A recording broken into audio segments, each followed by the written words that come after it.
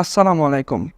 ইংরেজিতে আমরা সবচেয়ে বেশি যে সমস্যায় পড়ি তা হলো ভোকাবুলারি মুখস্থ করা, মুখস্থ করে তা মনে রাখা, আবার ভোকাবুলারিকে আয়ত্ত করে তা যখন আমরা কোনো কিছু রিটেন লিখি তখন সেখানে অ্যাপ্লাই করা। এক্ষেত্রে আজকের এই ভিডিওটি মূলত তাদের জন্য আসলে যারা ভোকাবুলারি নিয়ে অনেক বেশি পেইনে থাকে, বিশেষ করে এইচএসসির ব্যাচ এমন যারা সেকেন্ড টাইমে দিবেন তাদের জন্য। এক্ষেত্রে ভোকাবুলারি আমাদের সবচেয়ে গুরুত্বপূর্ণ একটা এলিমেন্ট, কারণ ইউনিভার্সিটি কোয়েশ্চনে ভোকাবুলারি থেকে কিন্তু অনেক বেশি কোয়েশ্চেন আসে। আবার এইচএসসি তো ভোকাবুলারি কিন্তু এর যথেষ্ট প্রয়োজন রয়েছে। সেটি আবার এইচএসসি হোক বা অ্যাডমিশনও হোক, যদি আমরা কোনো একটি লেখা ইংরেজিতে লিখতে চাই, সেটি প্যারাগ্রাফ হোক বা যে কোনো কিছু হোক, সেখানে কিন্তু একটা ভালো অ্যামাউন্টের ভোকাবুলারি কিন্তু জানা থাকা দরকার। এই ক্ষেত্রে আজকে মূলত আমি যেভাবে ভোকাবুলারি কভার করেছিলাম এইচএসসি এবং অ্যাডমিশনে, সেই অনুযায়ী আপনাদেরকে পরামর্শ দিব যাতে এই ভোকাবুলারি কমপ্লিট করে এই ভোকাবুলারির বয়কে দূর করা যায়। প্রথমে আমরা যেই বিষয়টি নিয়ে আলোচনা করব, প্রথম হলো ভোকাবুলারির বুক লিস্ট। এখানে আমি টোটাল 5টি বিষয় নিয়ে আলোচনা করব। 5টি যে বিষয়গুলো মূলত আমি অ্যাপ্লাই করেছিলাম আর কি। প্রথমে যদি বলি ভোকাবুলারি যে বুক লিস্ট। এখন বুক লিস্ট বলতে কোন বইটি আপনি ভোকাবুলারির জন্য পড়বেন। এক্ষেত্রে বাজারে কিন্তু অসংখ্য ভোকাবুলারির বই রয়েছে। এক্ষেত্রে আপনি যে কোনো একটি বই পড়লেই হবে।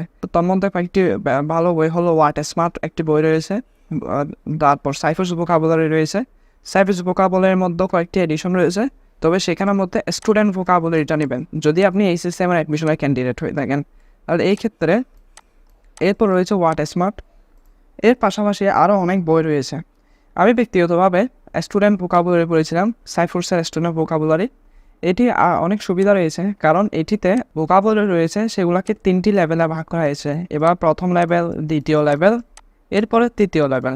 এখন এখানে এই লেভেলগুলোর বিশেষত্ব হলো, প্রথম লেভেলে যে ওয়ার্ডগুলো রয়েছে সেগুলো তুলনামূলক সহজ এবং মনে রাখা সহজ।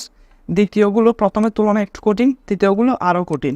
এবং এই 3টি লেভেল শেষ করতে পারলে যে কোনো ভার্সিটির ভর্তি পরীক্ষায় ভোকাবুলারিতে একটি ভালো নাম্বার কভার করা যায়, পাওয়া যায় আর কি। আমি যে বইটি পড়েছিলাম তা হচ্ছে স্টুডেন্ট ভোকাবুলারি। এটা আমার মতে সবচেয়ে বেস্ট বই। তাহলে এটি হলো প্রথম ভোকাবুলারি বুক লিস্ট। আশা করি এটা ক্লিয়ার। তবে এটা তো সমস্যা হয় না, সমস্যা হয় কীভাবে মুখস্থ করবো সেটা। এখন সেটা নিয়ে মূলত বলে নিয়ম। এখন আমরা যখন ভোকাবুলারি করবো, অ্যাজ ইউজুয়াল আমাদের এরকম একটা দৃশ্য দেখবো আর কি। এটা হচ্ছে আমার বইয়ের মূলত একটা ছবি আমি তুলে এখানে অ্যাড করেছি যাতে আপনাদের দেখাতে পারি। এই ক্ষেত্রে প্রথমে যখন আপনি সাইফার্স ভোকাবুলারি শুরু করবেন, তখন প্রথমে 26 পৃষ্ঠা থেকে শুরু করবেন। অর্থাৎ এর আগে যেগুলো রয়েছে, অর্থাৎ এখানে মূলত লেভেল 1 যেখান থেকে শুরু, মূলত সেখান থেকেই শুরু করবেন। এর আগে যে মূলত কতগুলো এমসিকিউ টাইপের রয়েছে ওগুলো তখন পড়ার দরকার নেই। ওগুলো পড়লে কিন্তু মূলত তখন ভোকাবুলারি অনেক কঠিন লাগে, ওগুলো পড়ার দরকার নেই।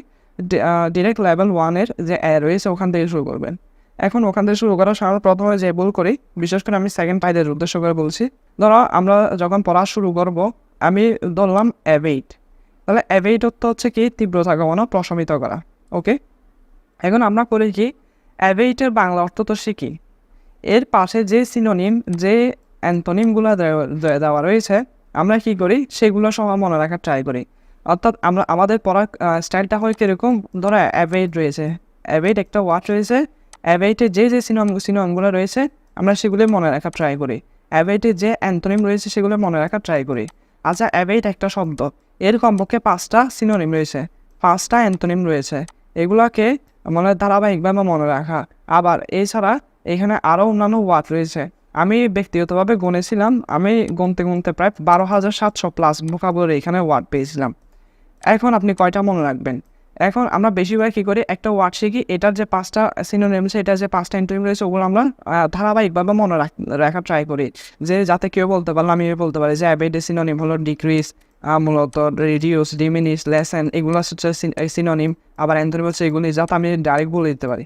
কিন্তু আমাদের এই প্রক্রিয়াটা হচ্ছে সম্পূর্ণ ভুল।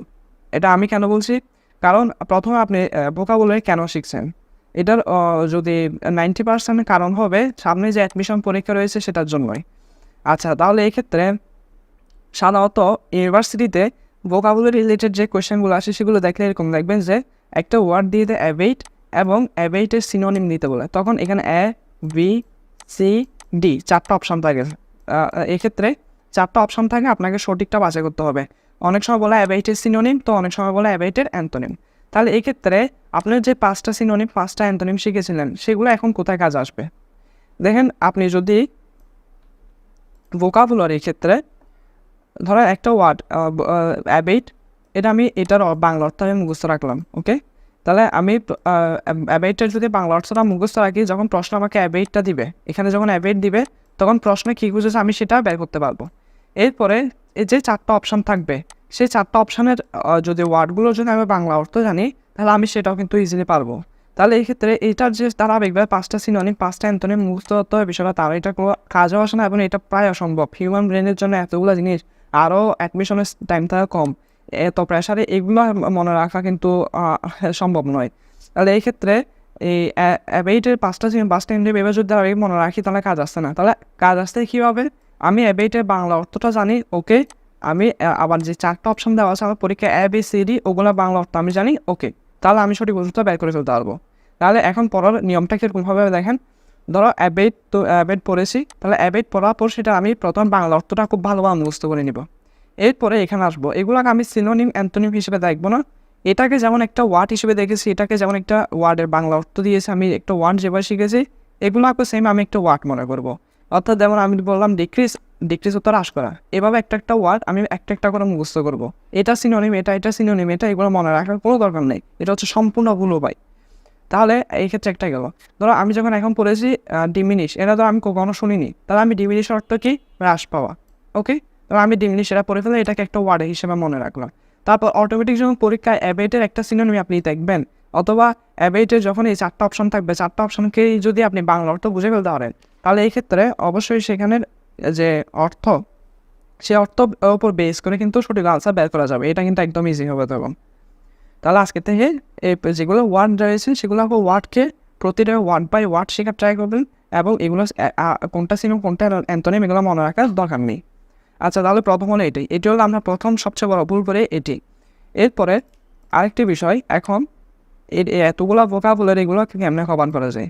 দেখো প্রথমে আমরা যখন পড়ে যাব শুরুর দিকে কিন্তু এগুলো মুখস্থ করা অনেক কঠিন হবে। আবার এখানে এই পৃষ্ঠায় যতগুলো ভোকাবুলারি দেওয়া আছে সবগুলো কিন্তু আনকমন নয়, এখানে এমন অনেক ভোকাবুলারি রয়েছে যেগুলো আমরা আগে থেকে জানি। তাহলে যেগুলো জানি সেগুলো আর পড়ার দরকার নেই, আবার যেগুলো জানি যেগুলো আনকমন সেগুলো এরকম করে হাইলাইটার দিয়ে দাগিয়ে রাখা বেটার। আমি যখন পড়তাম আমি যেগুলো আনকমন ওয়ার্ড পেতাম সেগুলো আমি এভাবে হাইলাইটার দিয়ে দাগিয়ে রাখতাম। আমি যেগুলো আবার অনেক সময় হাইলাইটার শেষ হয়ে গেলে এরকম গোল দাগ দিয়ে রাখতাম, এই তো এখানে গোল দাগ দিয়ে রেখেছিলাম। এগুলো হচ্ছে আমি মূলত আনকমন পেয়েছিলাম বা আমার তো কঠিন রাখতো বা বারবার ভুলে যেতাম। তাহলে প্রথমবারের ক্ষেত্রে এরকম হয় না। তবে আপনি ধরেন আজকে ধরেন পড়লাম, তাহলে পড়ার পর মূলত যখন পড়বে তখন সবগুলো মূলত আনকমন লাগবে। পরের দিন যখন রিভিশন দিবে তখন যে ওয়ার্ডগুলো আবার আনকমন লাগবে সেগুলো দাগিয়ে রাখাই বেটার। তাহলে এটা হচ্ছে নিয়ম। এখন এরপর আরেকটা বিষয়, তাহলে আমরা যখন পড়বো ভোকাবুলারি পড়ার সময় ওয়ার্ড বাই ওয়ার্ড শিখবো। 2 নাম্বার হলো একটা হাইলাইটার হাতে রাখবো বা একটা পেন্সিল হাতে রাখবো, যে ওয়ার্ডটা কঠিন লাগে সেই ওয়ার্ডটা আমি দাগিয়ে নিব।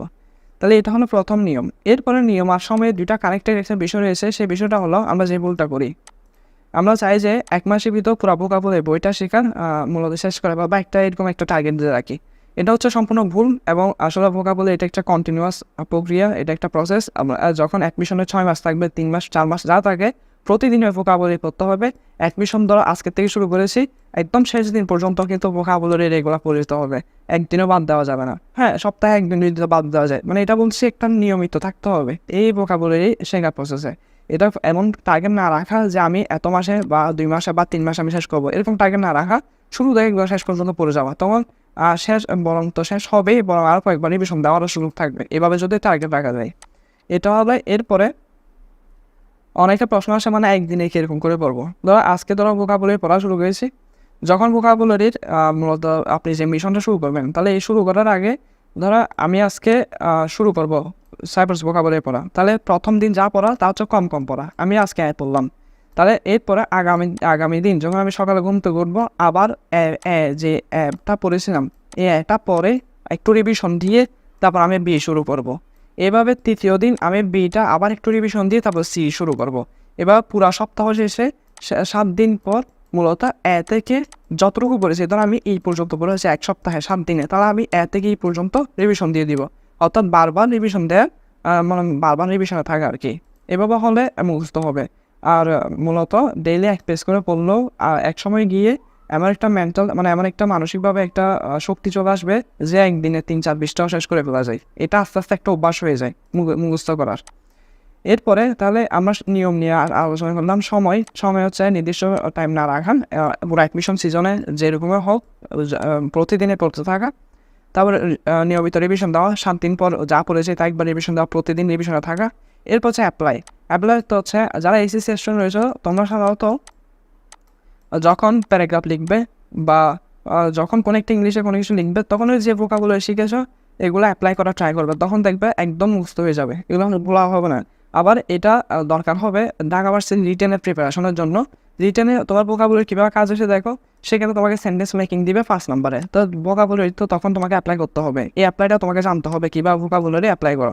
আবার তোমাকে একটা এমন একটা প্যারাগ্রাফ দিয়ে দিবে যা তুমি আগে শোনো নাই, বা টেক্সট বেসড বা টেক্সট রিলেটেড কোনো একটা প্যারাগ্রাফ দিয়ে দিবে। তখন তুমি এই ভোকাবুলারিগুলো ইউজ করে তখন প্যারাগ্রাফ তৈরি করতে হবে। তাই আগে থেকে কীভাবে অ্যাপ্লাই করবে সেগুলো জানতে হবে। তাই এই ক্ষেত্রে অ্যাপ্লাই করার জন্য ডেইলি একটা প্যারাগ্রাফ লেখা দরকার। এটা রিটেনের প্রিপারেশনের মানে এনহেন্স করার জন্য।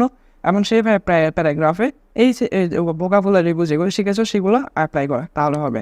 আর যারা আপনারা সেকেন্ড টাইম রয়েছেন তাদের জন্য আমার মূলত পরামর্শ থাকবেন, আপনারা যখন এগুলো শিখবেন তখন একটা খাতার মূলত পাশে রেখে এগুলো শেখার পর যেই ওয়ার্ডগুলো কঠিন লাগে সেগুলো শেখার সময় লিখে রাখবেন, এবং মূলত যখন শেখা শেষ হয় বইটা বন্ধ করে সেগুলো বাংলাতেও লেখার ট্রাই করবেন।